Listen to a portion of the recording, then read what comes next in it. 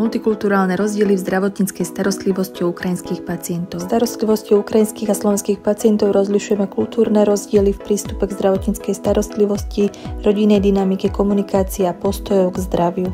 Obe krajiny majú jedinečné tradície a zdravotnícke presvedčenia. Tu sú kľúčové ukazovatele multikulturálnej ošetrovateľskej starostlivosti. Komunikačný štýl. Ukrajinskí pacienti preferujú priamu a úprimnú rešpektujúcu komunikáciu, oceňujú podrobné vysvetlenie ohľadom liečby a starostlivosti. Slovenskí pacienti si cenia slušnú a rezervovanú komunikáciu. Zdravotné sestry by mali pristupovať citlivo najmä k závažným zdravotníckym témam. Usmernenie pre prax. Posúďte preferencie každého pacienta v oblasti komunikácie a prispôsobte sa im. Použitie prekladačov môže byť nevyhnutné kvôli jazykovej bariére. Ukrajinských pacientov je rodina ústredným prvkom pri rozhodovaní o zdravotnej starostlivosti, často zapájajú členov širšej rodiny do lekárskych rozhodnutí a starostlivosti, najmä počas hospitalizácie. Členovia rodiny môžu byť prítomní, aby im poskytli emocionálnu a praktickú podporu. Pre slovenských pacientov je rodina taktiež dôležitá v zdravotníckej starostlivosti, ale sú zvyknutí robiť skôr nezávislé rozhodnutia alebo konzultovať len s úzkymi členmi rodiny. Usmernenie pre prax, umožniť a podporiť zapojenie rodiny podľa potreby, ale rešpektovať preferencie pacientov o tom, kto by sa mal podieľať na zdravotnej starostlivosti. Postoje k poskytovateľom zdravotnej starostlivosti a liekom. Ukrajinci si často vysoko vážia poskytovateľov zdravotnej starostlivosti a môžu sa im podriaďovať najmä v staršej generácii. Niektorí však môžu mať tiež silnú preferenciu prírodných liečiv a alternatívnych liečebných postupov. Slováci môžu podobne rešpektovať lekárskú autoritu, ale môžu byť aj opatrní, pokiaľ ide o liečbu a lieky, niekedy uprednostnia podrobné vysvetlenia alebo spochybnia liečbu, ak si nie sú istí. Usmernenie pre prax.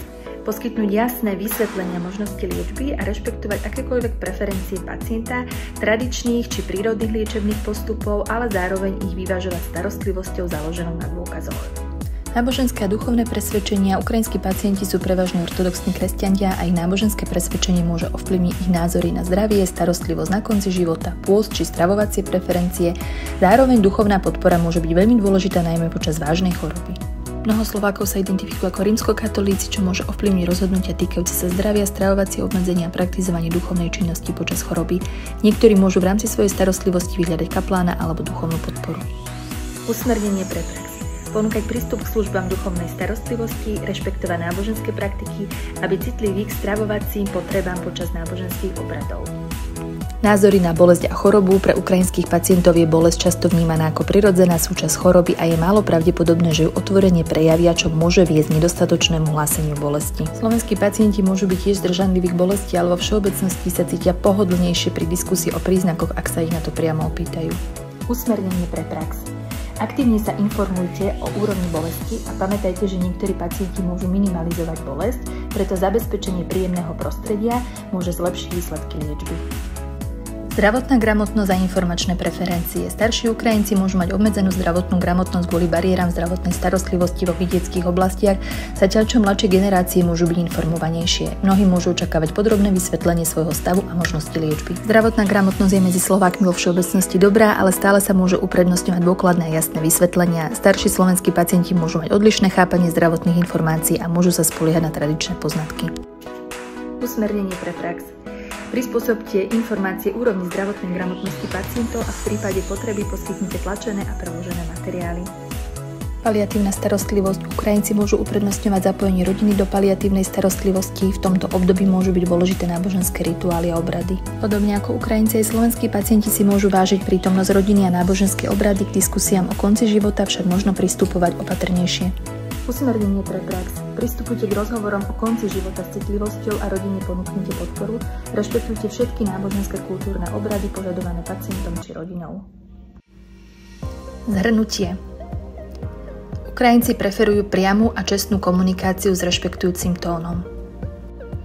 Ukrajinci chcú často zapájať aj širších členov rodiny do rozhodovania v medicínskych rozhodnutiach a starostlivosti špeciálne počas hospitalizácie. Prechovávajú veľkú úctu voči poskytovateľom zdravotníckej starostlivosti. Duchovná podpora je veľmi dôležitá najmä počas závažných ochorení.